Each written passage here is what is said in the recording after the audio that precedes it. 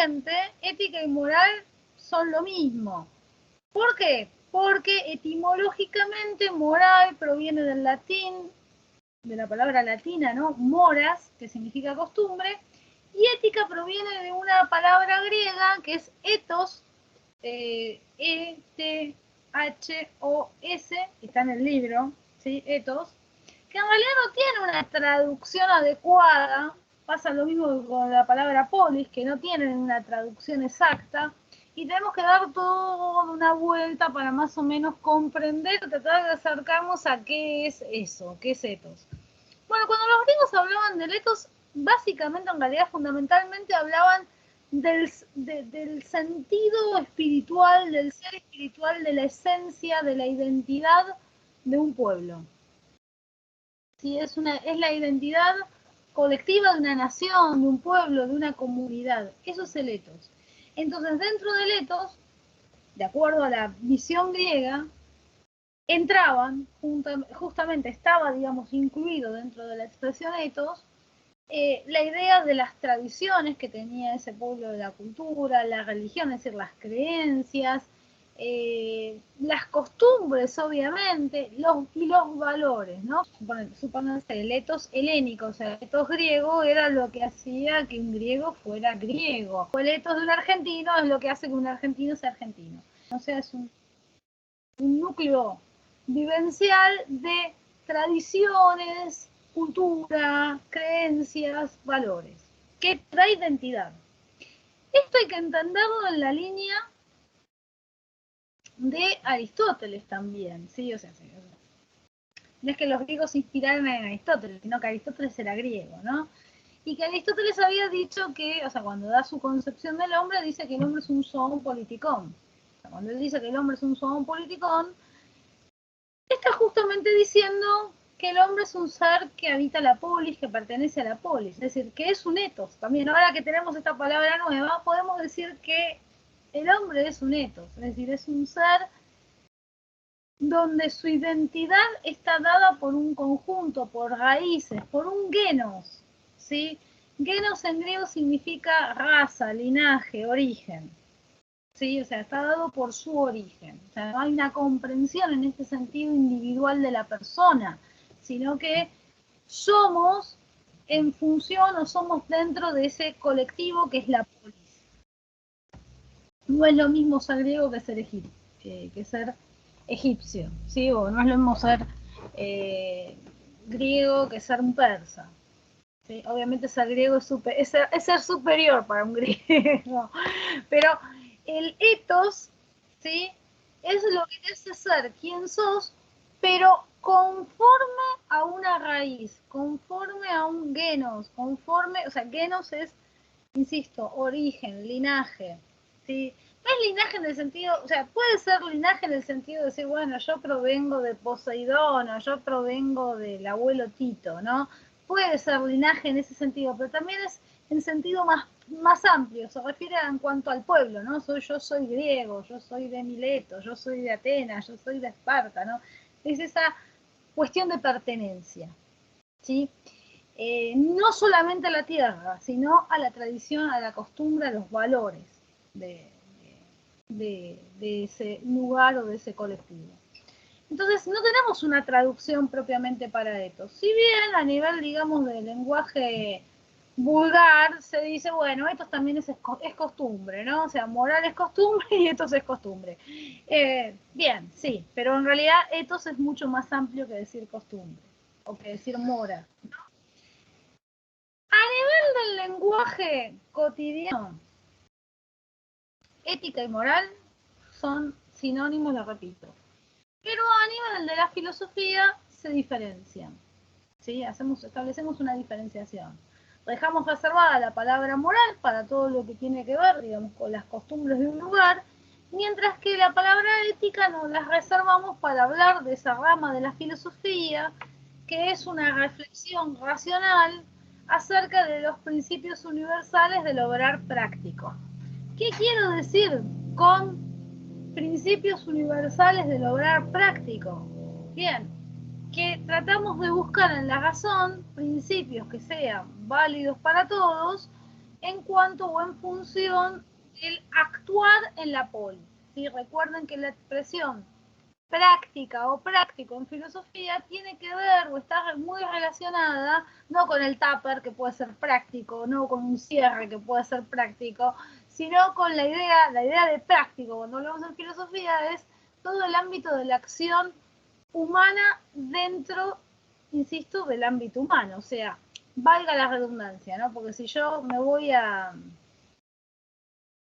no sé, salgo al patio y planto una planta, bueno, sí, está bien, será una acción humana porque la estoy haciendo yo, soy un ser humano. Pero si no, eso no está en relación con otros seres humanos, no es necesariamente del ámbito práctico. El ámbito práctico está vinculado al ámbito de las relaciones entre los hombres. Y en la relación de los hombres entre sí. Entonces es el ámbito de la polis. Podríamos decir que el ámbito práctico es el ámbito de la política. Pero, ojo, política entendida en el sentido de polis griega, es decir, el ámbito de la comunidad, del actuar dentro de la comunidad, no política entendida como, bueno, a ver, voy a militar en el partido H, en el partido Z, no tiene nada que ver con eso. Aunque eso sería, sí, parte del obrar práctico, pero es un aspecto, es una dimensión. El obrar práctico es mucho más amplio, ¿sí? Es mucho más amplio. Es todo lo que está vinculado a la polis, al actuar en la polis, ¿sí? Al actuar con otros seres humanos. Entonces, la ética es esa reflexión filosófica acerca de principios racionales y universales del obrar práctico. ¿En qué se deduce esto? Esto se termina deduciendo en que a través de la ética buscamos las claves, los principios de cómo debemos actuar bien y cómo no debemos actuar. Y, o sea, el deber, justamente la expresión de deber necesariamente nos lleva vinculado a la palabra bien, cómo actuar bien y cómo no actuar, o cómo sería no preferible o no aconsejable actuar. O sea, esa es la idea.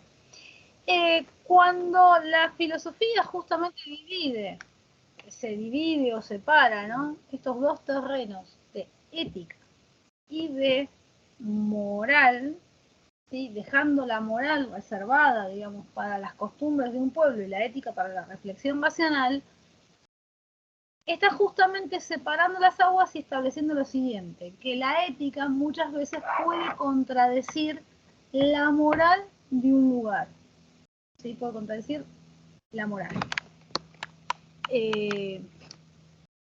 Por ejemplo, hay una película que está muy buena porque habla del asunto justamente de las niñas que son casadas a temprana edad, son casadas chiquitas.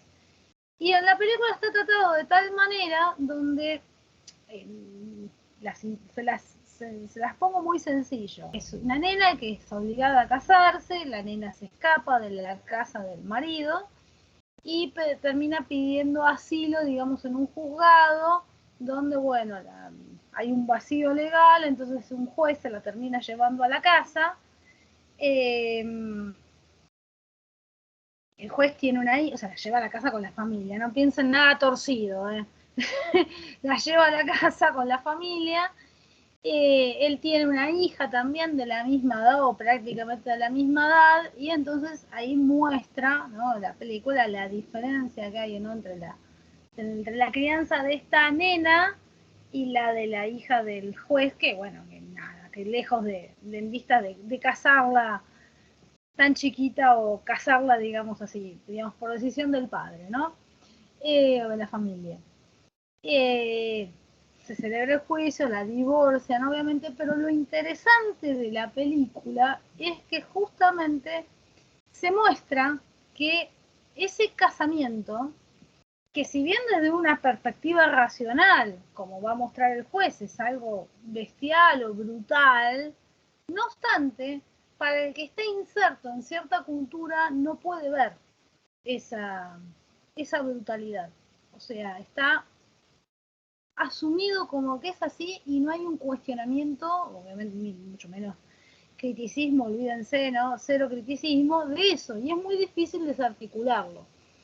Entonces esa película muestra bien esta combinación, ¿no? Es decir, cómo en este caso la ley debe estar por encima de la costumbre y debe responder a la ética, ¿no? Está bien, está ahí, apela, digamos, hacia el lado jurídico la película. Pero está mostrando justamente esto, esa diferencia entre la ética y la moral. O sea, la ética no necesariamente se ajusta o se va a llevar bien con la moral. Es decir, si hay costumbres que, digamos, no responden a determinados valores que podrían ser universales, la ética está por encima de esas costumbres, debe ponerse por encima. En el apartado 2 tenemos a Platón y Aristóteles. Lo que tienen en común tanto Platón y Aristóteles es que ambos tienen una ética intelectualista. Es decir, ambos siguen la corriente socrática de que la ética es intelectualista. ¿Qué significa esto? Para Sócrates el hombre es bueno por naturaleza y si obra mal es por error, es por ignorancia. Eso se corrige de manera muy fácil enseñándole a la persona lo que es el bien. ¿Sí? O sea, otro que sí conoce el bien le tiene que enseñar al que no conoce lo que es el bien. Es decir, que el bien es transmisible racionalmente. O sea, se puede enseñar, se transmite racionalmente. Y entonces no existe en sí el mal, sino lo que hay es ignorancia del bien. ¿Sí? Esta ética que puede parecer en ese sentido bastante positiva u optimista, porque o sea, no habría maldad si no fuera por la ignorancia, o sea, no hay maldad, todo se solucionaría fácilmente a través de la enseñanza. Un poco siguiendo esta línea o esta idea son los tópicos como más tiza menos balas o más escuelas menos cárceles, que no digo que no esté mal, ¿no? Más escuelas que cárceles, obviamente. O sea, además, yo supongo que hace falta más escuelas que cárceles, ¿no? Pero, ¿qué implica, digamos, qué se presupone en esa frase? Y básicamente eso, que si enseñamos el bien, que si damos conocimientos, no va a existir delincuencia, no va a existir maldad. Yo no me atrevería a decir eso, además me parece que eso, digamos, estigmatiza a cierta clase social, ¿sí? O sea, pone la delincuencia solamente en una clase social, y nos olvidamos que la delincuencia, ¿no? Está en todas las clases sociales. Es un problema complejo, pero no es de clase social. Ni tampoco necesariamente es de falta de educación. Si una persona, porque no le falta educación, no por eso va a salir a matar, va a salir a robar. Sí, esa cosa de... Tiene que ver con otra cuestión, sí puede tener que ver con culturas que tienen disvalores, eso sí. Que eso es una mirada muy reduccionista. Y además no explica a fondo ciertos matices del problema. Y otro problema que tienen estas éticas intelectualistas es tendencia total a tomar a los demás como niños, ¿no? Es decir, como si fueran eternamente niños a los que hay que explicarles lo que está bien y lo que está mal. Es decir, que es un poco a lo que vamos a ver, que en el apartado siguiente, que se va a poner Kant, ¿sí? Cuando Kant, ya vimos en la unidad 3, que hablaba de la emancipación, ¿sí? Que hablaba de la emancipación, de salir del autoculpable minoría de edad, estaba apuntando a eso, ¿no? Es decir, a dejar de ser tratados como niños. Si nosotros aceptamos una ética intelectualista, al final y al cabo las éticas intelectualistas caen en un error que es la heteronomía. ¿Qué significa la heteronomía? Que yo en vez de confiar en mi propio juicio por mí mismo, confío en el juicio de alguien más sabio. Y espero que alguien más sabio me indique cómo obrar, cómo actuar, qué sería lo más correcto o mejor. De hecho, si bien todavía Platón tenemos que analizarlo, pensemos lo que sí ya vieron de Aristóteles, donde Aristóteles, digamos, divide a la sociedad, ¿sí? En tres tipos de inteligencias, desde la inteligencia del extranjero, que nació para ser esclavo, la inteligencia de la mujer, que nació, la mujer griega, ¿no? Que nació para organizar la casa, y la inteligencia del hombre, el varón griego libre, mayor de edad, que puede organizar el Estado. Tenemos exactamente esa lógica paternalista, ¿no? El hombre guía al Estado, o sea, los ciudadanos guían el Estado como los padres, ¿no? Como el padre guía a la familia, como inclusive el marido debe guiar a la mujer, o el amo debe guiar al esclavo, ¿no? Esa idea de que siempre hay un elemento superior, una inteligencia superior que tiene que guiar a los otros que son inferiores, y los otros que son inferiores son como niños que deben ser guiados y aceptar la guía de este personaje superior. Platón no tiene exactamente, no tiene el mismo esquema que Aristóteles, no es igual el esquema de Platón que el de Aristóteles, pero esta idea está presente también en Platón, ¿no? La idea de que hay quienes son superiores y a eso les corresponde mandar y dirigir y enseñar a los demás como si fueran siempre eternamente niños, ¿no? O sea, son adultos, pero que en realidad no llegan a una verdadera edad adulta porque siempre van a estar dependiendo del juicio de alguien más sabio, ¿sí? Entonces a eso se le llama heteronomía, es decir, depender de hetero es otro, nomía es ley, dependo de la ley de otro, en contraposición a la autonomía, donde yo me doy a mí mismo mi propia ley. Bueno, en primer lugar hay que recordar que Aristóteles plantea, su concepción del hombre, es que el hombre es un zoon politicón, ¿sí? Es un ser que habita la polis, como dije recién hace un ratito. Y que para Aristóteles la única manera de alcanzar la felicidad es dentro de la polis. Y solamente en la polis, es decir, en una comunidad humana, bueno, en la polis, ¿no? Pero si queremos extenderlo un poquito más o ampliarlo un poco más, solamente en una comunidad humana yo puedo realizar fines y un modo de vida propiamente humano. O sea, solamente en la polis yo puedo dar clases, ¿sí? Si estoy en el medio de la selva no puedo dar clases, ¿sí? Tengo que ver cómo subsisto. Entonces, solamente en la polis tengo un medio de vida humano. Y es más, la polis, dadas las condiciones y características de la polis, permiten que el hombre pueda alcanzar, el hombre, la mujer, es decir, hasta inclusive el esclavo, puedan alcanzar la felicidad. Para que en la polis se pueda alcanzar la felicidad, es necesario, va a decir Aristóteles, que los ciudadanos observen el bien común. Aristóteles entiende que la felicidad es, en cierta manera, un grado de bien. O sea, que cuando uno se siente feliz es porque se siente bien. O sea, no podemos desprender la idea de felicidad de la idea de bien. Lo que ocurre es que en líneas generales puede que a mí me haga feliz algo y a cada uno de ustedes los haga feliz algo diferente. Entonces, lo que es para mí un bien puede ser un mal para ustedes. Supónganse que yo puedo disfrutar, no sé, de un día que llueva, ¿no? O sea, no sé, mirar la lluvia por la ventana, y otro que tiene goteras puede decir, no, que no llueva, pues me llueve toda la casa. Entonces, dejo de disfrutarlo, es un mal. Sin embargo, vamos a coincidir que la felicidad es una clase de bien. Y fundamentalmente la felicidad va a ser esa clase de bien que nos haga bien a todos. Ahí es donde aparece el bien común. La idea de bien común o bien supremo, ¿sí? Un bien superior a todos los bienes particulares, es justamente esta, ¿no? Que el ciudadano, dice Aristóteles, debe, cuando tome sus decisiones, digamos, en la polis, debe postergar los bienes particulares, el bien común o el bien superior. A ver, si a mí me hace bien, ¿sí? Que supónganse, soy un comerciante, vendo mis productos, y a mí me hace bien que no me cobren impuestos por esos productos porque obtengo más ganancias. ¿Qué pasa? Yo obtengo un bien particular de ahí, pero tal vez de ese bien particular se desprende, digamos, un mal general, que el Estado no tenga ganancias para, o no tenga dinero para hacer obras públicas, ¿no?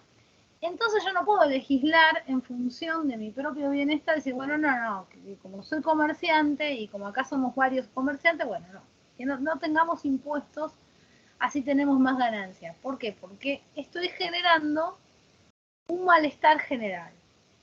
Y si genero un malestar general, en principio yo no me voy a dar cuenta, voy a decir, bueno, el problema de los otros, que son comerciantes, van a ocurrir una serie de cosas que van a hacer que, si bien en primera instancia parecía que yo me beneficiaba, o de hecho en primera instancia me beneficié, pensando en mi bien particular y no en el bien general, a la larga también me voy a perjudicar. Entonces, por ese motivo siempre es importante, dice Aristóteles, pensar en el bien común. El hombre prudente siempre piensa en el bien común.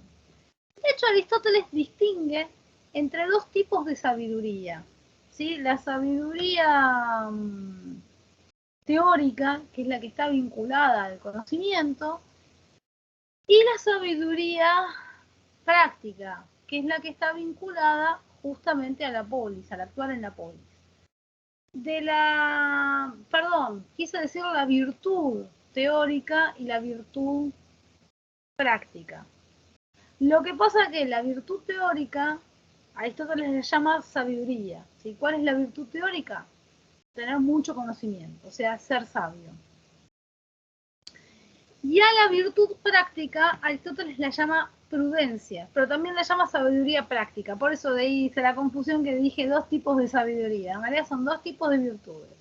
La sabiduría como virtud teórica, y recordemos que la expresión virtud significa excelencia, ¿sí? Perfección.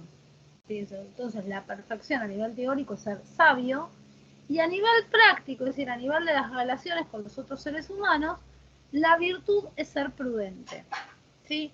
Cualquier hombre prudente no va a legislar a favor de sí mismo, sino que va a legislar a favor de todos. ¿Sí? Va a ceder tal vez parte de su bien particular en función del bien de todos. ¿Sí? Va a preferir tener menos ganancia particular, pero mayor ganancia general, porque al fin y al cabo vivimos en la polis, y si la polis, el resto de los individuos de la polis están mal, yo no voy a poder estar bien. Eso es lo que me dice Aristóteles. ¿Sí? O sea, si yo soy muy rico, perfecto, bárbaro, yo estoy bárbaro siendo muy rico, pero si el ser muy rico me trae que después me tengo que contratar 50 matones para que no me secuestren, bueno, hay que ver, o sea, Aristóteles no diría, bueno, hay que ver hasta dónde ese bien particular realmente es un bien. Por eso es que él entiende que siempre hay que legislar en función del bien común, y que el hombre prudente siempre legisla en función del bien común. De hecho, él señala que de estas dos virtudes, si él tiene que elegir, se queda con un hombre que sea mediocre, es decir, que no sea sabio, pero que sea prudente. No obstante, él entiende que de alguna manera ambas virtudes van de la mano. Es decir, que un hombre prudente tampoco puede ser alguien completamente insensato o estúpido, ¿sí? ¿Por qué? Porque alguien estúpido va a cometer errores justamente que lo van a volver imprudente. Entonces hay una correlación entre la sabiduría y la prudencia. Pero al mismo tiempo él ve que hay personas que son muy inteligentes, muy sabias, ¿sí? En determinadas ciencias, áreas, no sé, alguien que es un experto en matemática, o un experto en el discurso, o un experto en astronomía, o un experto en filosofía, pero que sin embargo a la hora de legislar o a la hora, digamos, de conducirse dentro de la polis es un desastre total, es decir, es un imprudente total. Bueno, él prefiere un hombre mediocre prudente que un hombre sabio e imprudente. ¿Sí? Aristóteles nos lo marca así. ¿Qué más nos dice Aristóteles? ¿Cómo podemos ser personas prudentes? Bueno, o cómo podemos conducirnos a la felicidad. Bien, nos vamos a conducir a la felicidad a través del camino del justo medio. ¿Sí? Él entiende que el hombre virtuoso es aquel que siempre elige o escoge el justo medio. ¿El justo medio entre qué? Entre dos extremos. Él entiende que para todas las acciones o todas las decisiones siempre hay un extremo vinculado a un exceso y hay otro extremo vinculado a una carencia, es decir, a una inacción o a una falta de acción. Entonces, el hombre prudente, el hombre virtuoso, es aquel que puede elegir el punto intermedio, ¿no? Entre el exceso y la carencia. El justo medio, justamente, ¿no? Ese punto intermedio. Lo cual es bastante difícil entender cuál es ese punto intermedio. Porque ese punto intermedio no es algo universal que donde yo diga, bueno, el punto intermedio es siempre este, y entonces seguimos todos la receta y ya está. Sino que va a depender de cada situación. Es como parando como si fuera una dieta, ¿sí? A uno le mandan, o sea, supónganse, vieron que si uno busca una dieta, no sé, por YouTube o por Google, ¿no? ¿Qué pasa? Las dietas son, esas dietas son dietas generales, ¿no? Entonces te dicen, usted tiene que comer 2 rodajas de pan a la mañana, 2 rodajas de pan a la tarde, comerse una manzana al mediodía, yo qué sé, no sé. Bueno, bien, esa dieta hay que ver para quién está pensada, ¿sí? Para qué persona, con qué peso, con qué situación física de esa persona, porque tal vez me dicen, sí, 2 rodajas de pan. Y si yo soy celíaco, bien, tendré que buscar otro pan. Perfecto. Me dicen 2 rodajas de pan. Y si yo soy diabético, no, ya 2 rodajas de pan no van. No sé cuánto es que le corresponde a un diabético de acuerdo al peso, pero no. Pero 2 rodajas de pan no van. ¿Sí? Entonces, el justo medio varía de acuerdo a la circunstancia de cada uno. No es la misma para todos. Vuelvo a repetir el ejemplo. No sé, si soy diabético, 2 rodajas de pan son completamente un exceso. O si yo soy un deportista que me levanto, me comí 2 rodajas de pan y salí, corrí una maratón. Después de correr una maratón me subí a una bicicleta. Después, no sé, hice de todo, no sé, no terminé de hacer ejercicio físico hasta las 12 del mediodía. Con 2 rodajas de pan estoy cagado de hambre. Entonces, bueno, depende para quién. No hay un justo medio general. ¿Sí? El justo medio se aplica a cada situación. Esto llevado a situaciones éticas es lo mismo. Supónganse un caso donde, no sé, hay un niño que se está portando, Juancito, portate bien porque si seguís, no sé, te vas, o sea, si seguís metiendo los dedos en el enchufe te vas a electrocutar. Entonces Juancito por ahí entiende, simplemente con que le digan eso ya lo entendió. ¿Sí? Te electrocutás, te morís, Juancito, no hay retorno. Por ahí Juancito ya con eso entiende. Pero después viene Pepito y vos le querés decir con el mismo método a Pepito y Pepito por ahí insiste en meter los dedos en el enchufe. Entonces significa que eso que funcionó con Juancito, con Pepito no funciona. Con Pepito hay que tomar alguna clase de acción. Porque si yo me quedo diciéndole a Pepito, no Pepito, no meta los dedos en el enchufe, no Pepito, chao. Este chico metió los dedos en el enchufe, ya se electrocutó. ¿Qué pasa ahí? No es una acción virtuosa por carencia. ¿Sí? Entonces, bueno, habrá que ver la situación, a ver qué acción podemos hacer con Pepito para que no meta los dedos en el enchufe. No sé, sacarlo delante del enchufe, tapar los enchufes, sentarlo 2 horas y explicarle 2 horas, no sé. Pero indudablemente la misma acción, el mismo tipo de intervención que teníamos que hacer con Juancito no es. ¿Sí? Entonces el justo medio no es el mismo para todos. Si ustedes lo quieren aplicar a medicina, no es que a todos les sirve la misma receta. Hay que ver el justo medio. O sea, como médicos, ustedes tienen que ver, en ese caso, supónganse el justo medio entre no pasarse de la raya con la intervención, digamos, procediendo o haciendo una intervención drástica de más, ni tampoco quedarse en la inacción. Es decir, hay que elegir un justo medio de acuerdo al caso en particular. Supónganse, alguien tiene gangrena en un dedo. Sí, por ahí hay que apuntar el dedo, pero otra cosa es apuntar la pierna. Pero para que se entienda, o sea, esa sería, supónganse, tiene gangrena en el dedo, le amputé la pierna, es una acción por exceso, está mal. No hago nada porque tal es su dedo, dejémoslo ver cómo pasa, cómo sigue, también lo estoy matando de otra forma, ¿no?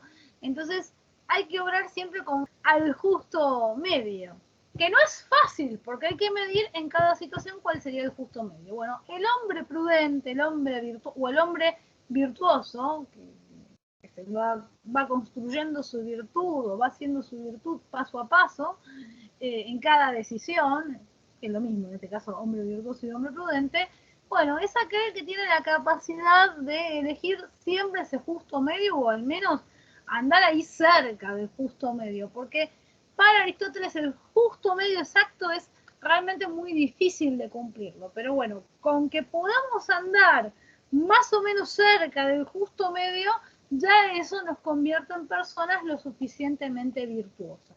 Esa es la idea de Aristóteles. ¿Qué pasa con Platón? ¿Por qué dejé Platón para el final? Porque tenemos que, para el final, para después. Porque de Platón tenemos que explicar un poco más. ¿Sí? De Platón tenemos que explicar un poco más. ¿Qué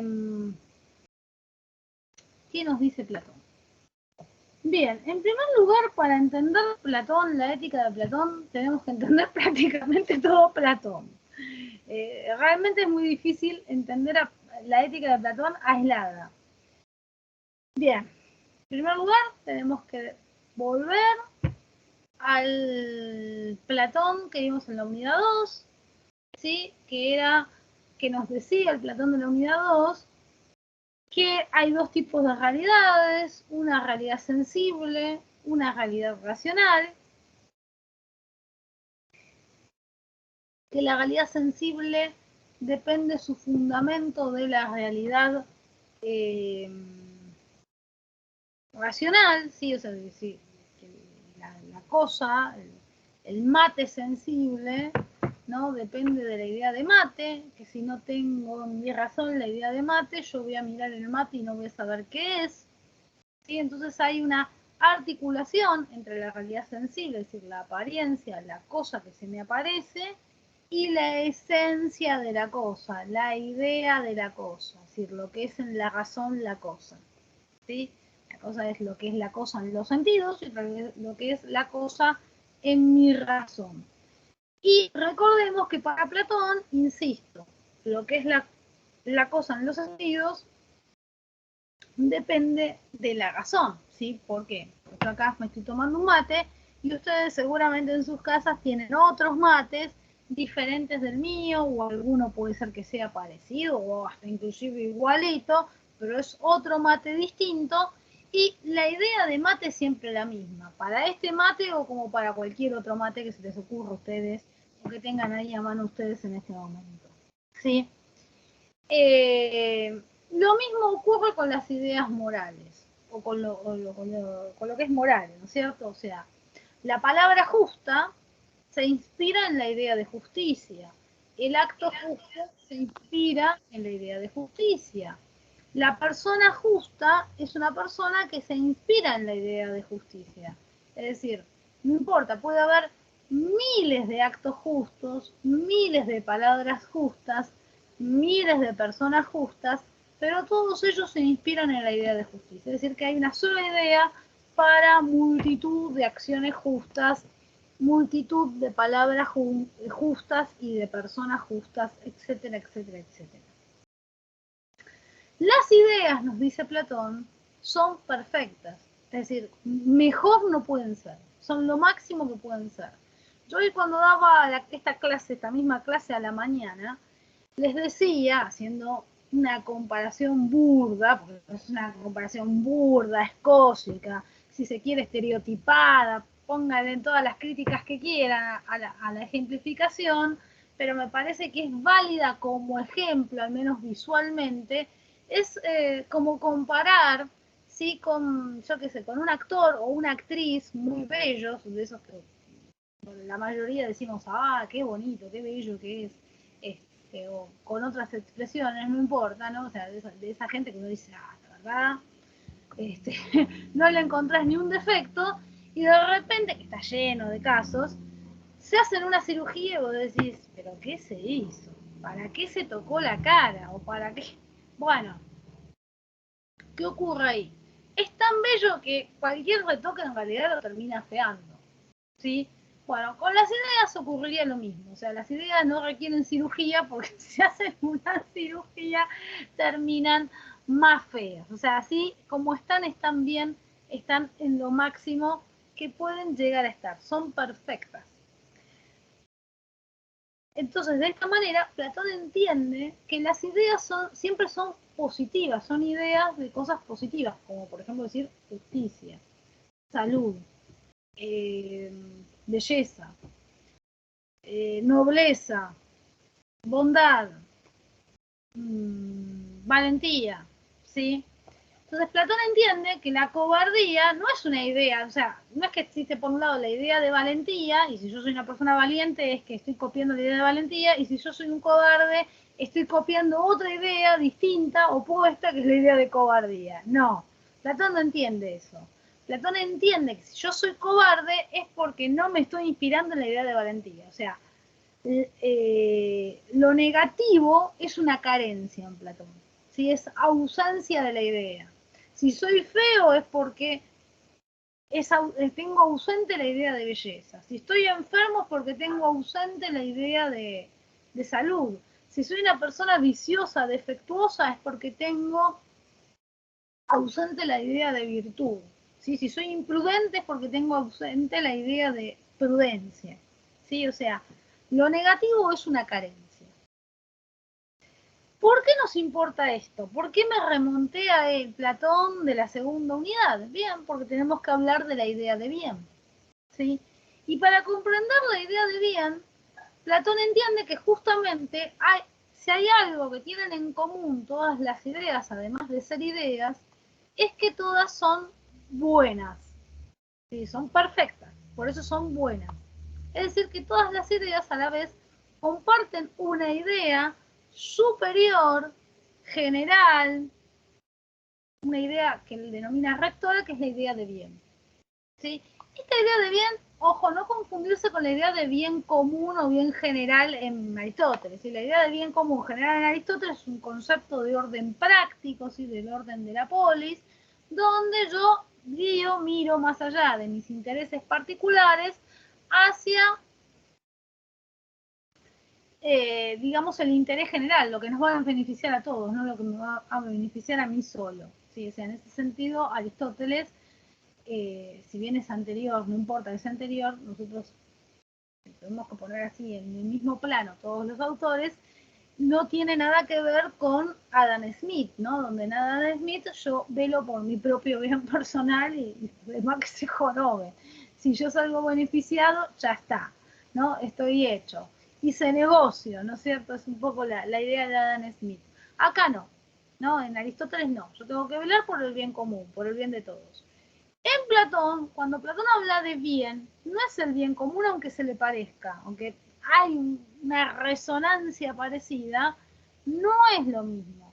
Platón entiende que la idea de bien es una idea rectora que organiza, que da orden a todas las ideas y hace que las ideas sean buenas y que por ende no exista, o sea, que sí exista, por ejemplo, la idea de justicia, pero no exista la idea de injusticia, o que sí exista la idea de valentía, pero que no exista la idea de cobardía. ¿Se entiende? ¿Por qué? Porque tanto la valentía, la justicia, la belleza, la bondad, la nobleza, la sinceridad, tienen en común el bien, la idea de bien. Y esta idea de bien obviamente es universal, es decir, que cuando todos pensamos en la idea de bien, pensamos en la misma idea de bien. Sí, acá no hay distinción de bien particular ni nada por el estilo. Es este el planteo. ¿Hasta acá me siguen?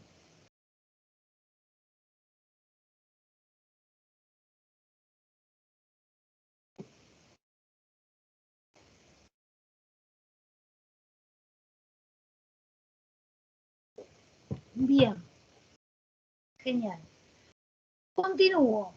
Entonces, todas las ideas se basan en la idea de bien. ¿Cómo esto viene vinculado con la ética? Bien, en que para hacer el bien, como es una ética intelectualista, tengo que mirar la idea de bien. Ahora bien, ¿dónde está el problema? De acuerdo a Platón, no todas las personas tienen la capacidad de ver el bien. ¿Sí? Solamente algunas tienen la capacidad de ver el bien. Si bien la explicación de Platón es diferente a la de Aristóteles, ¿sí? Donde Aristóteles dividía la sociedad entre esclavos, mujeres griegas y hombres griegos libres y mayores de edad, ¿no? Ciudadanos. Si bien Aristóteles la dividía así a la sociedad y hablaba de tres intelectos, Platón la divide de una manera distinta a la sociedad y en el fondo, está operando el mismo razonamiento, que hay estamentos de inteligencia. ¿Sí? Hay estamentos de inteligencia. Que de acuerdo a tu estamento de inteligencia, vos podés ver determinadas ideas o no las podés ver. ¿Sí? Entonces ahí aparece el proyecto político de Platón, es decir, en función de que no todos pueden ver el bien y que solamente un grupo de la totalidad de la sociedad puede ver el bien, Platón, perdón, Platón plantea, ¿sí? Un sistema político ideal de acuerdo a Platón. O sea, lo que literalmente se llama la teoría de la ciudad ideal en Platón, que bueno, que es ideal para Platón, no significa que sea ideal para nosotros, lo que él plantea como ideal. Eso por un lado. pero a la vez, o sea, la causa es que tenemos que explicar esto, ¿no? Que hay un grupo que es el que está capacitado para ver el bien, y el resto no. Perfecto. ¿Y cómo lo justificamos esto? Lo tenemos que justificar en la misma antropología, en el mismo concepto de hombre. Bueno, entonces ahora vamos al concepto de hombre de Platón para poder entender cuál es el proyecto político de Platón y cómo era la ética dentro de esta antropología y dentro de este proyecto político. Bien, recordemos que en la unidad 3 se les menciona brevemente la antropología de Platón y se diferencia la antropología de Platón de la de Aristóteles.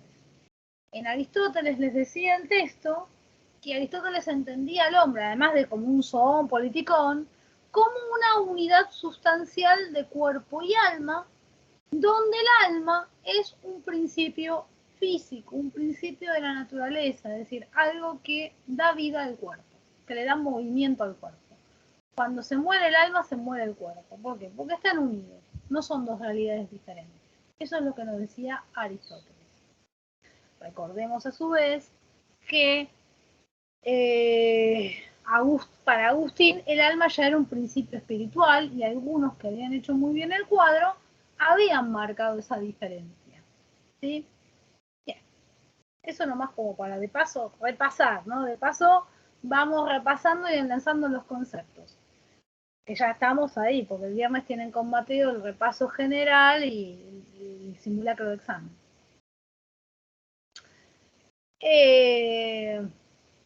Bien. ¿Qué pasa con Platón? Para Platón no hay una unidad sustancial. Se parece, ojo que a veces es parecido y genera confusión. Pero ustedes se tienen que grabar a fuego que en Platón no hay una unidad sustancial, sino que en Platón lo que hay es un dualismo antropológico. ¿Y qué es el dualismo antropológico? Es la idea o es la concepción de que que el hombre, digamos, en el hombre, mejor dicho, participan dos naturalezas, o que el hombre está compuesto de dos naturalezas. ¿Sí? Una naturaleza que es inmortal y que responde al alma, o que es el alma, esa naturaleza inmortal es el alma, y una naturaleza mortal que es el cuerpo.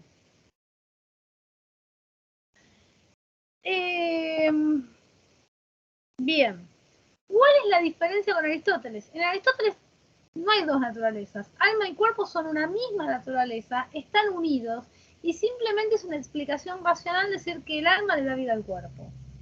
Pero están unidos, no hay una diferenciación real. No es que se muere el cuerpo y vamos a hacer una anatomía y vamos a encontrar el alma en algún lugar.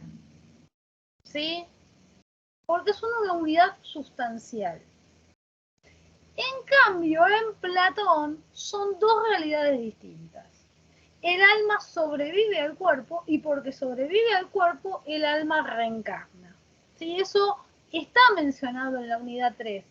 ¿Sí? Brevemente, pero está mencionado. De hecho, a veces es una pregunta de la guía y una pregunta bastante corriente en los exámenes, diferenciar la concepción platónica de la concepción aristotélica del hombre. ¿Sí? Y entonces ustedes tienen que diferenciar esto, ¿no? Que para Aristóteles es una unidad sustancial y para Platón son dos naturalezas. ¿Sí? Por un lado está el cuerpo, el cuerpo que es mortal y el alma que es inmortal. Es decir, acá el alma en Platón es mucho más que un principio físico, es la identidad de la persona. De alguna manera, Agustín, que es posterior, cuando pone, digamos, en el alma un principio espiritual, de alguna forma hay grandes distancias en el medio entre Agustín y Platón, se está inspirando en esta idea platónica. Sí, o sea, ya en Platón sí hay una idea de que el alma es un poco mi conciencia, quién soy yo, sí es mi identidad, sí soy yo el que reencarno, mi alma es la que reencarna, no el cuerpo, pero sí el alma. En Aristóteles no existe esa visión. ¿Qué tiene que ver esto con lo de ética? Bien, ya vamos a llegar. A su vez, Platón entiende que si analizamos el alma, es decir, ¿cómo es el alma? O sea, sabemos que el hombre es un compuesto de cuerpo y alma, unión de dos naturalezas. Perfecto, olvidémonos del cuerpo, porque el cuerpo se descarta, muere y después tenemos otro cuerpo. Entonces, sí que nos olvidamos del cuerpo, no nos interesa en el momento. Volvamos al alma. ¿Qué pasa? Él entiende que el alma, si hiciéramos como una anatomía al alma, haciendo una comparación o usando una metáfora, si hiciéramos la anatomía del alma, encontraríamos que el alma tiene tres partes. Y que esas tres partes justamente explican nuestra conducta. Es decir, acá aparece la teoría psicológica en Platón, es decir, que es la explicación de la conducta, del comportamiento humano, según Platón. Esta teoría psicológica está imbrincada en Platón, no la podemos separar de lo que va a ser su explicación de la ética y su explicación de la política. Por eso es que en el texto están todos los temas unidos, en ese sentido. O sea, este tema en Platón está unido. ¿Qué nos dice Platón? Empecemos por el principio, por la teoría psicológica, que es la base de la política y que es la base de la ética platónica, aparte de la idea de bien que ya mencioné. ¿Qué nos dice Platón? Bueno, que hay tres partes. Una parte del alma que es en la que radica el pensamiento, que sería la razón, el alma racional, a la que le corresponde o tiene por función pensar y tomar las decisiones. Si las personas predominantemente, digamos, actuamos conforme a nuestra parte del alma racional, vamos a ser en líneas generales personas sensatas, racionales, justas, serenas. ¿Por qué? Porque siempre vamos a estar guiándonos por la razón. Hay otra parte del alma, o sea, hay dos más, ¿no? La segunda parte es la que Platón denomina parte irascible. La parte irascible es la que está vinculada a las emociones. Él la ubica o la aloja de una manera como metafórica, porque no es que dice está ahí ubicada, pero sí entiende como que, bueno, que de alguna manera lo podremos comprender de esa manera. Está ubicada en el pecho, o sea, tiene que ver con la emoción, ¿sí? Con el sentir. Entonces, ¿qué ocurre? Si yo soy una persona, digamos, que me dejo llevar por las emociones, no voy a tener necesariamente un comportamiento sereno justo, porque todo va a depender del estado de ánimo con el que esté ese día. Sí, sí, sí, hoy estoy contento, si hoy estoy contento, bueno, tal vez le hablo, le sonrío hasta a mi enemigo, ¿no? Y le ofrezco cafecito, ¿no? Con bombones sin veneno, ¿no? O sea, le ofrezco cafecito con bombones. Pero si mañana estoy enojada, por ahí me enojo hasta con mi mejor amigo. ¿Sí? Me dijo, hola, mi mejor amigo, ¿cómo estás? Y yo ya me enojé. Porque estoy reaccionando conforme a mis emociones, ¿no? Entonces, el alma irascible nos muestra, ya por su mismo comportamiento inestable, voluble, que no es buena, digamos, no es la mejor parte del alma para gobernar. ¿Sí? Sin embargo, tiene a favor esta parte del alma que es la que tiene la fuerza, ¿no? Es la que tiene la voluntad, es la que de alguna manera pone la energía, el empuje, digamos, a las situaciones, ¿sí? Es decir, que si nosotros racionalmente, el alma racional puede dominar la parte irascible, vamos a hacer de la parte irascible la aliada de nuestros objetivos racionales. ¿Sí? Ustedes supónganse, pueden estar a las puteadas con, no sé, con la profesora de filosofía que no les gusta cómo le explica, o con que no les gusta la materia, que para qué les pusieron filosofía en un ingreso de medicina, perfecto. Pero si seguían por la parte racional, en vez de objetar todo eso y enojarse con todo eso, bueno, van a calmar, digamos, ese espíritu de rebeldía, van a tratar de aprender, de entender los objetivos de la materia y de rendirlo con el mayor puntaje posible, cosa de que eso no les impida ingresar. Ahora, si ustedes se dejan llevar por las emociones, se van a poner en rebeldía, van a decir, yo esto no lo estudio, total, yo para ser médico no necesito saber de Platón o de Aristóteles, y bueno, así les va a ir en el examen. Igual hay Lo estoy diciendo de una manera muy simple, ¿no? Obviamente siempre hace falta la filosofía porque hace falta, digamos, pensar en los fines, pensar en los valores, pensar de una manera racional. Pero bueno, no me quiero ir por las ramas. Y finalmente, la tercera parte del alma es la parte concupiscible, la parte concupiscible o irracional. Es la parte del alma denominada pasional, que es la que está vinculada a los deseos y a las pasiones. ¿Sí? Para los griegos los deseos son pasiones o los sentimientos, algunos sentimientos, por ejemplo, estar enamorado es una pasión. ¿Sí? O estar enamorado o enfermo de ira también, ¿no? O sea, cuando el sentimiento de venganza te puede, es una pasión para los griegos. No es generada de manera consciente por la persona. No entiendo, estaría siendo muy irascible, pero mi alma racional no entendí la explicación. Ah, bien, con la parte irascible amordazás la parte racional. Bueno, ahí sos una persona irascible desde la perspectiva de Platón. Igual es preferible ser irascible a ser concupiscible, porque el alma, digamos, los que tienen tendencia a dejarse dominar por la parte concupiscible es el alma de las personalidades viciosas, diría Platón, ¿sí? Porque ¿qué pasa con las pasiones o con los deseos? Las pasiones o los deseos no tienen fin, no tienen fondo. O sea, desean, o sea, el deseo justamente no se agota.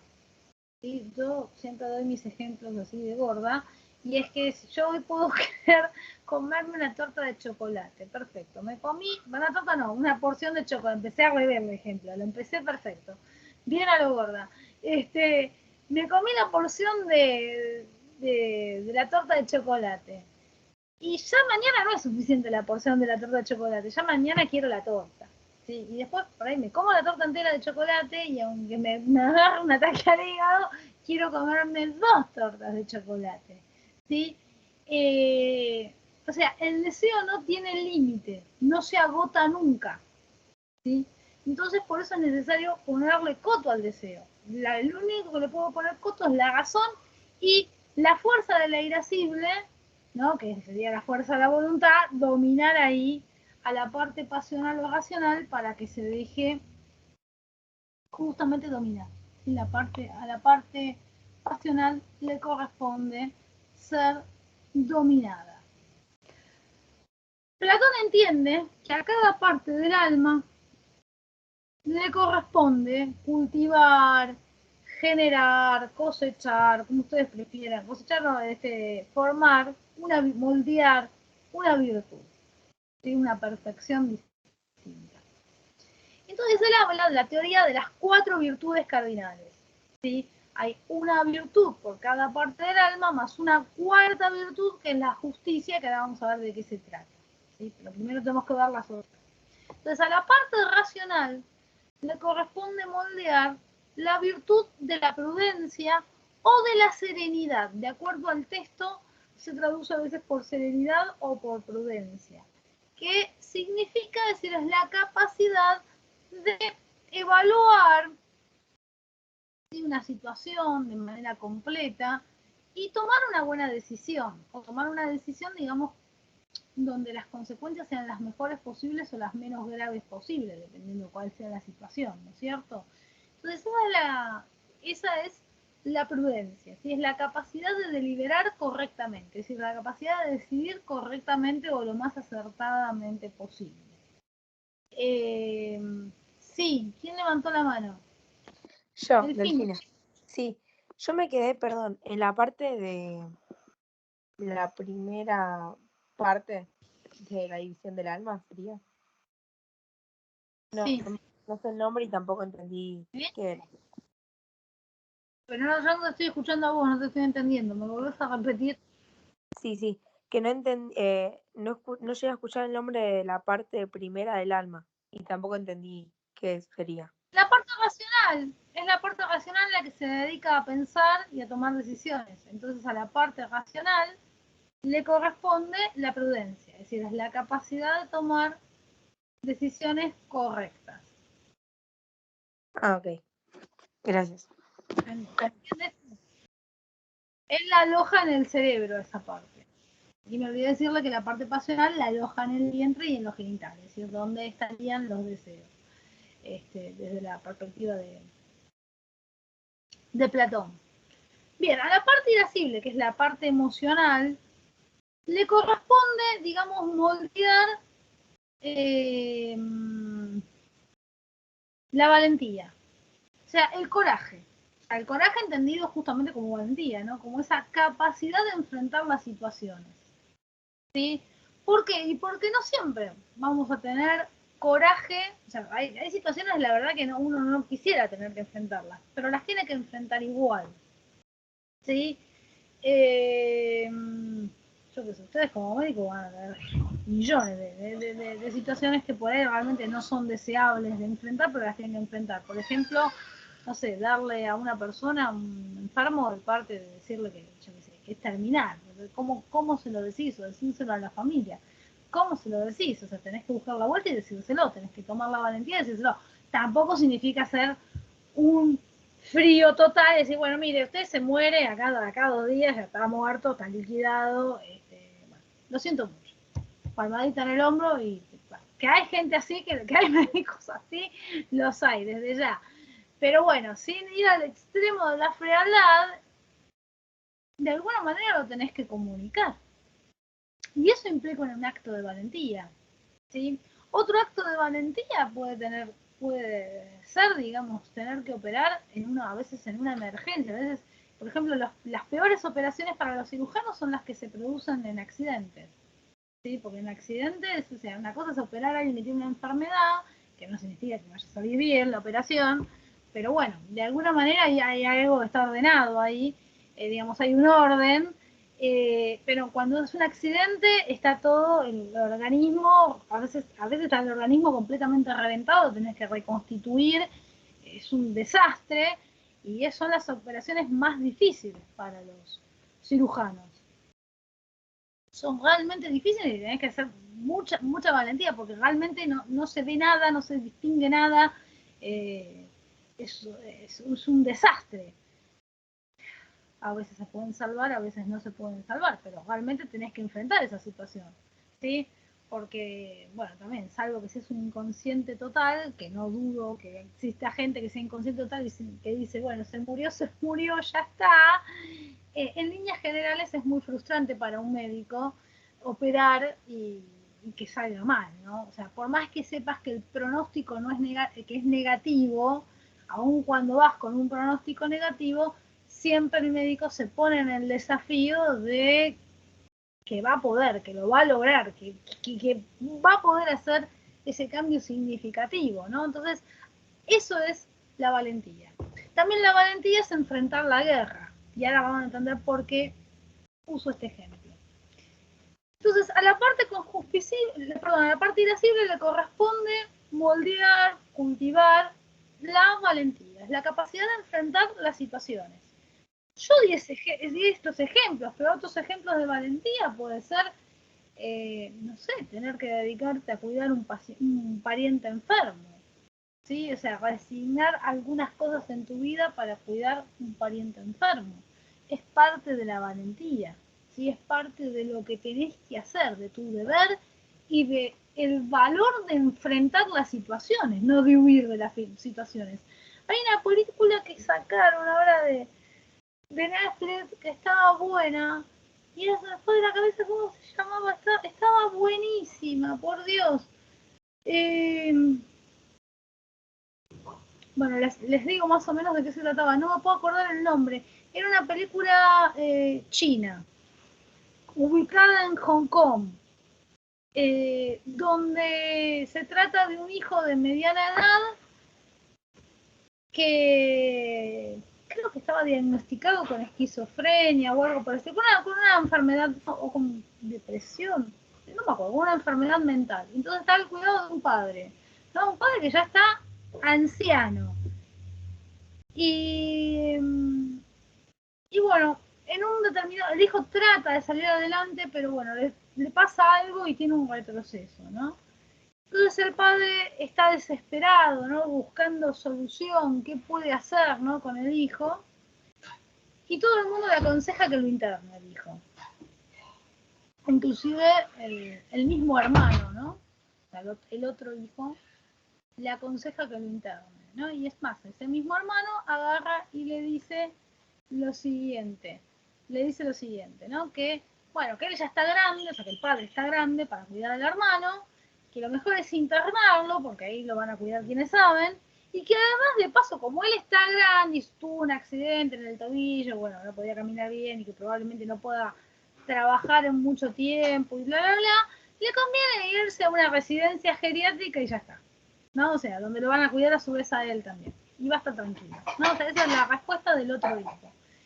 Y ahí hay una parte de la película que me pareció genial, donde el padre agarra y le responde a ese otro hijo, dice, o sea que el problema, o sea que la solución a los problemas es que se encarguen otros. ¿Sí? Esa parte está genial porque habla de nuestra sociedad. Nuestra sociedad resuelve los problemas desligando tu responsabilidad hacia otros. Otro que se encargue de lo que vos sos responsable. ¿Sí? Entonces, ¿qué ocurre? Somos una sociedad donde nos falta valentía. Hablando en criollo, somos una sociedad donde nos falta pelotas. ¿Sí? Nos faltan pelotas para enfrentar situaciones desde las más mínimas y básicas. ¿Sí?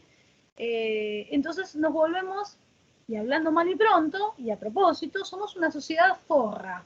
¿Sí? O sea, en cuanto el otro se cae, le damos la espalda, le quitamos la mano, que venga acá el especialista, ¿no? Nos damos vuelta. ¿Sí? Yo no digo que todas las situaciones uno pueda enfrentarlas, pero somos una sociedad que priorizamos nuestro yo, nuestras oportunidades, nuestras metas, y nunca nos hacemos cargo de lo que tiene que ver con los otros. No tenemos valentía. Para salir del ejemplo donde la valentía es atravesar situaciones extremas, ¿no? O sea, la valentía la necesitamos cotidianamente. ¿Sí? Cotidianamente necesitamos de la valentía, no necesita ser un acto heroico la valentía. Pero hace falta cultivar la valentía, ¿sí? Moldear la valentía. Si no, nos volvemos totalmente personas de lo más forras posible, ¿no? O sea, donde bueno. Si me jode mucho, listo, que se encargue otro, a ver a dónde te podemos derivar y ya está. Es por dar un ejemplo, ¿sí? Somos la sociedad de derivar, a ver si hay otro que se pueda hacer responsable, ¿no? O sea, a ver a quién le corresponde la responsabilidad. En todo caso, a mí, yo lo menos responsable posible. Ahora me estoy acordando de otra película vieja, no importa, nada que ver la película, pero esta frase a mí o sea, tal vez es la frase menos significativa de la película, pero a mí me resultó muy significativa, que es en la película Belleza Americana, ¿sí? Cuando, supongo que casi todo el mundo lo habrá visto y si no, bueno, no importa, es un clásico, ya hoy en día es un clásico. Cuando él se despide y se va del trabajo, es una situación bastante interesante cómo se va del trabajo, va a pedir trabajo una especie de cadena de hamburguesas, ¿no? Rápido, es un tipo de 40 años que va a pedir trabajo a una hamburguesería. No entienden por qué va a pedir trabajo en una hamburguesería, porque están pidiendo ahí empleados, y le dicen, no, pero no hay para su target, ¿no? De edad, para su capacidad, no hay un trabajo. Y él dice, no, denme el trabajo más básico, cuanto menos responsabilidad, mejor, ¿no? Bueno, somos una sociedad un poco de eso, ¿no? Porque cuanto menos responsabilidad, mejor. ¿Sí? Mejor, vamos a estar mejor. Cuanto menos responsabilidad tengamos, vamos a estar mejor. O sea, yo tiré de los pelos, ¿no? Ese extracto de la película, pero un poco apuntamos ahí. Bien, insistí, esa es la valentía, es la capacidad de enfrentar las situaciones, la capacidad de hacerme responsable, de no rehuir de las obligaciones o de las responsabilidades.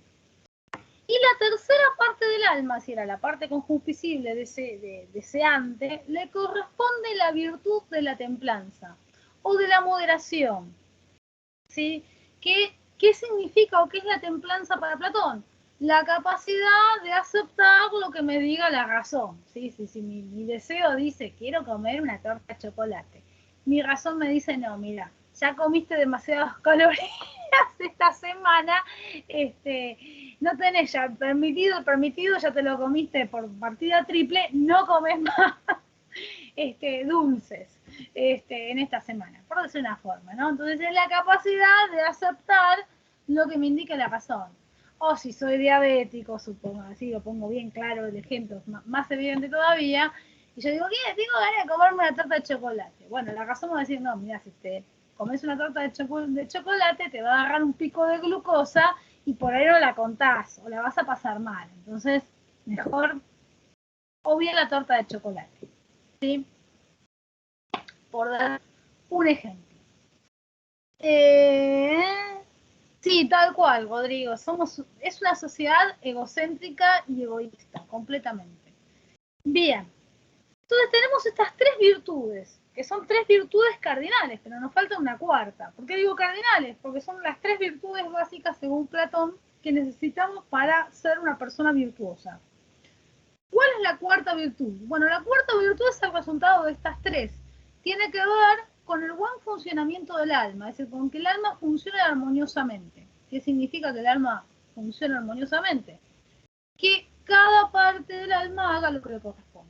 Es decir, que la parte racional mande, que la parte irascible se deje dominar por la parte racional y a su vez, entre la racional y la irascible, dominen a la parte irracional o concupiscible o pasional, como prefieran llamarla, tiene esos tres nombres, da lo mismo, da igual, cualquier profesor va a entender de qué alma ustedes están hablando si la llaman por cualquiera de esos tres nombres, ¿no? Concupiscible, pasional o irracional.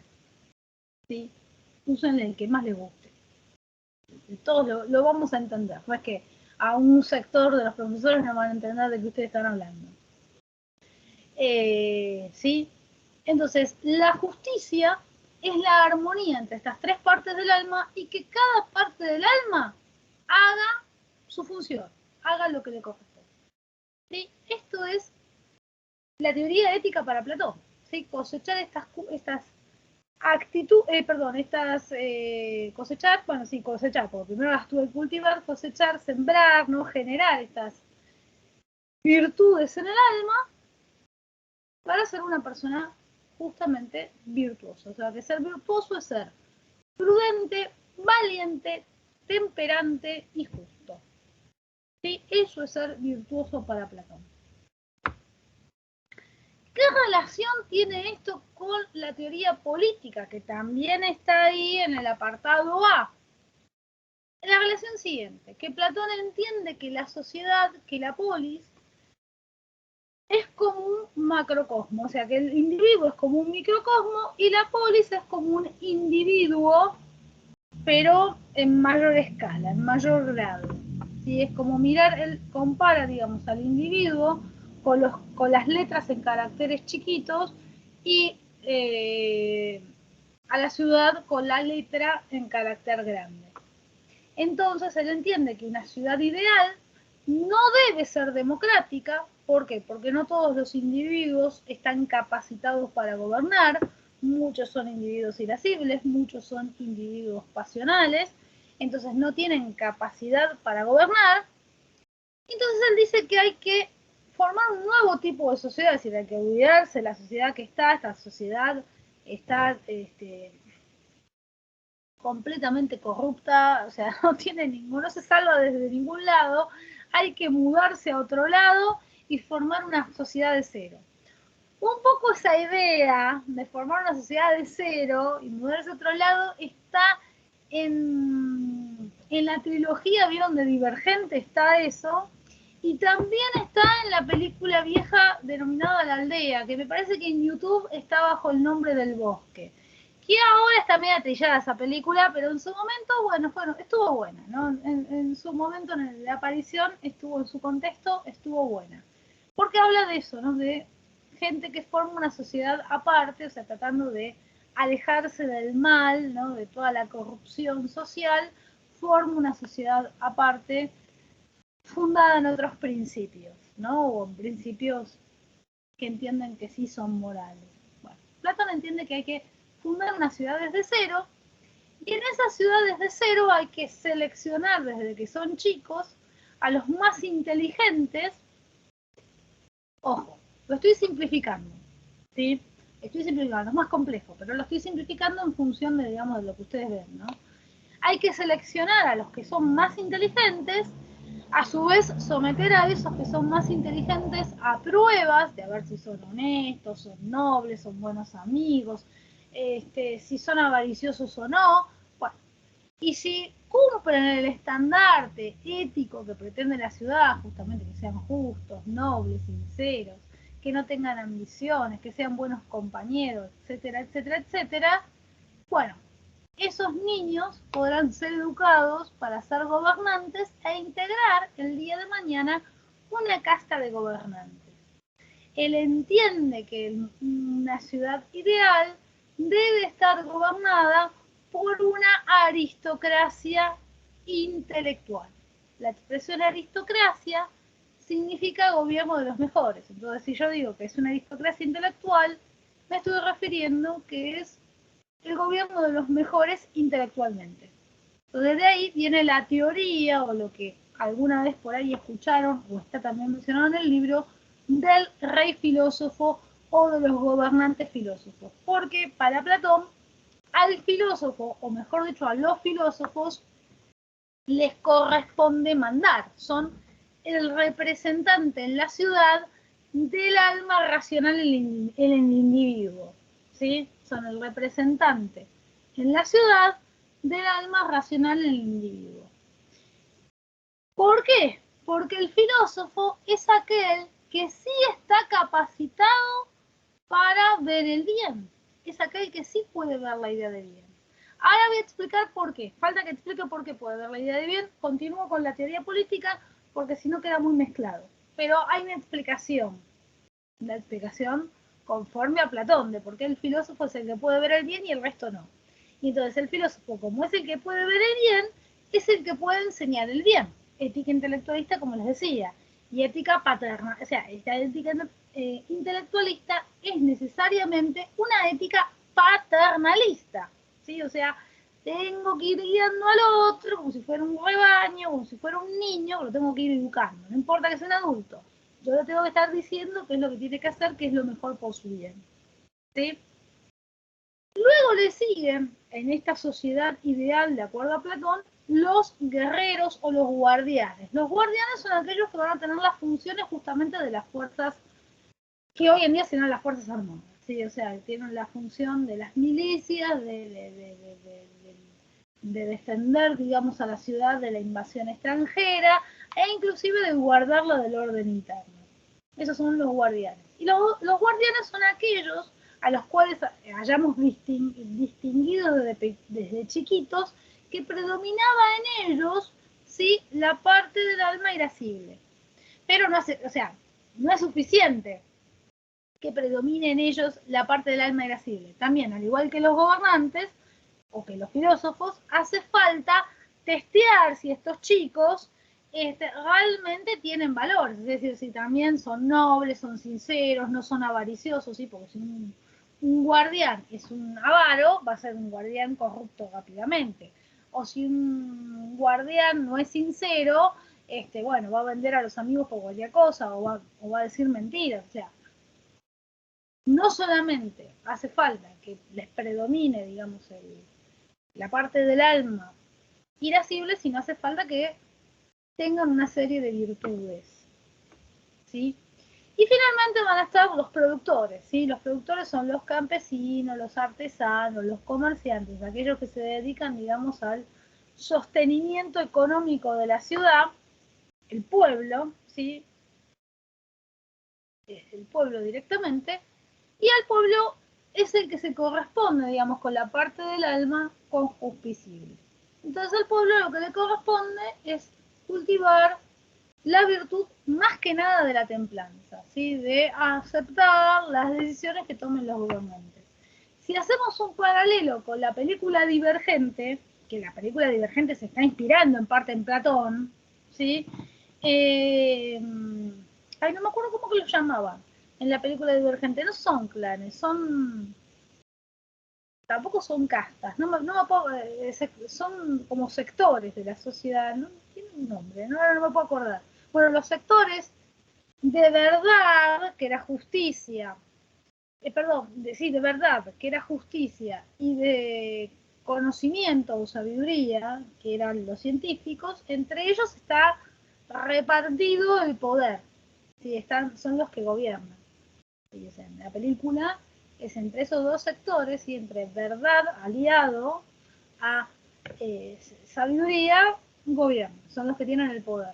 Luego está osadía, que son los guardianes, ¿sí? Y que son los encargados de obedecer las órdenes de los gobernantes.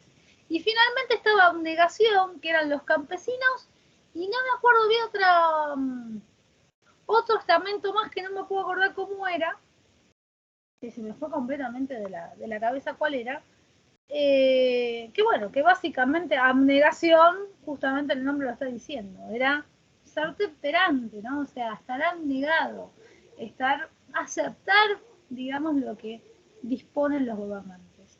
Solamente cuando construyamos una ciudad tripartita, hecha de esta forma, con este orden piramidal, vamos a obtener una sociedad justa.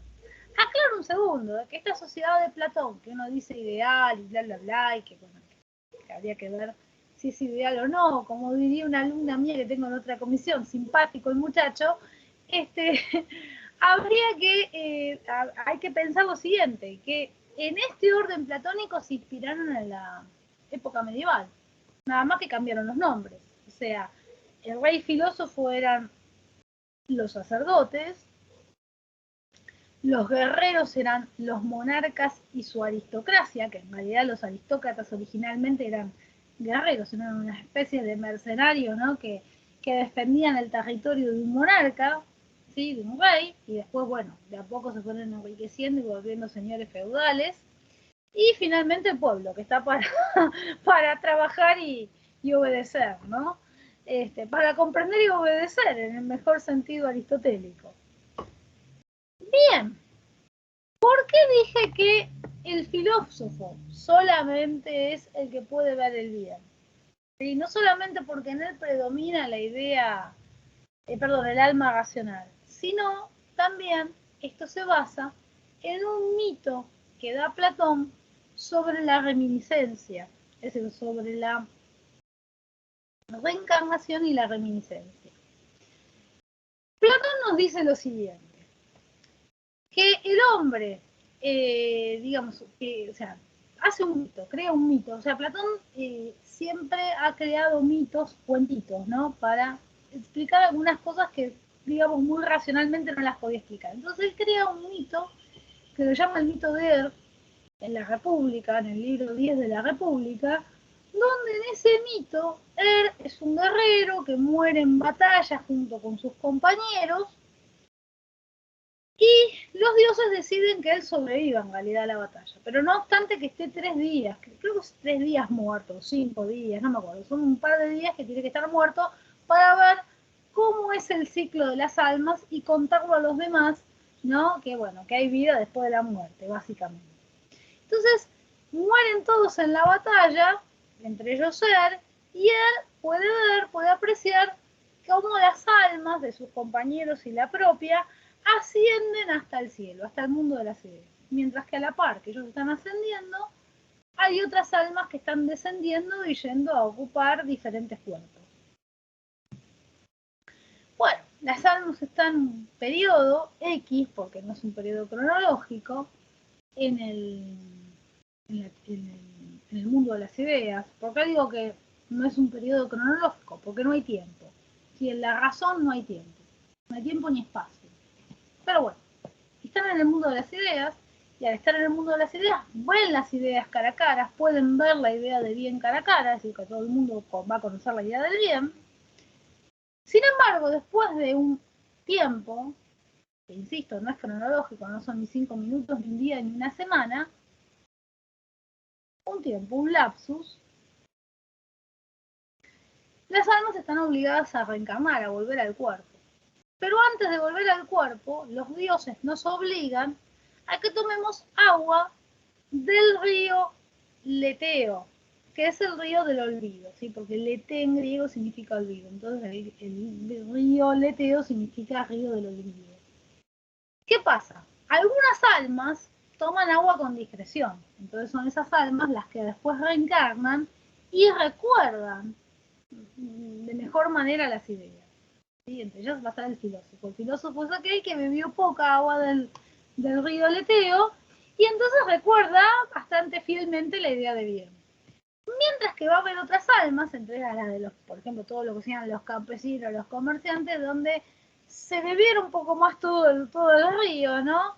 Tomaron todo el leteo y entonces cuando reencarnen van a tener una idea demasiado vaga justamente de la idea de bien y de las otras ideas. Por eso esos, los campesinos, los comerciantes, es decir, los que no están aptos para gobernar, requieren que el gobernante, que sí tiene las ideas bien frescas, porque tomó poca agua del río Leteo, le enseñe la idea de bien. Y ahí cierra el círculo de la teoría platónica. ¿Dudas sobre esto?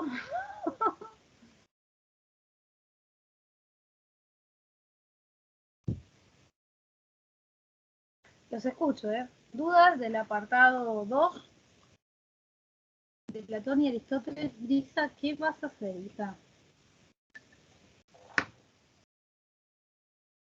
Tengo mi gata que en cualquier momento coaliciona arriba de la computadora.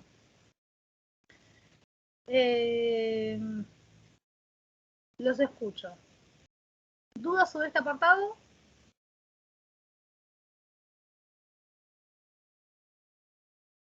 A ver, Brisi, si nos corremos de ahí. Ay, Brisi, estás pisando la hija. Sale, mamita, ley. Estás pisando. Dios. ¿Pero qué está eso? Por Dios. Bueno, si no hay dudas, yo necesito un descanso de 10 minutos. ¿Sí? Así que volvemos son menos 10. Volvemos a las 5. Abro un segundo Teams a las 5. Y vemos el apartado 3. 5, 5 y 5. 5 y 5, mejor, 15 minutos. Porque con una hora andamos bien para ver el apartado 3. Es más largo el apartado 2. Con toda esta explicación, que toda la vuelta esta que hay que dar con Platón, al menos a mí se me hace larguísimo. Así que si no hay dudas, cortamos ahora y volvemos dentro de 15 minutos. ¿Sí? Les voy con un nuevo link de Teams que lo copio ahí en el mío. ¿Estamos? Estoy. Mi casa está exigiendo recreo.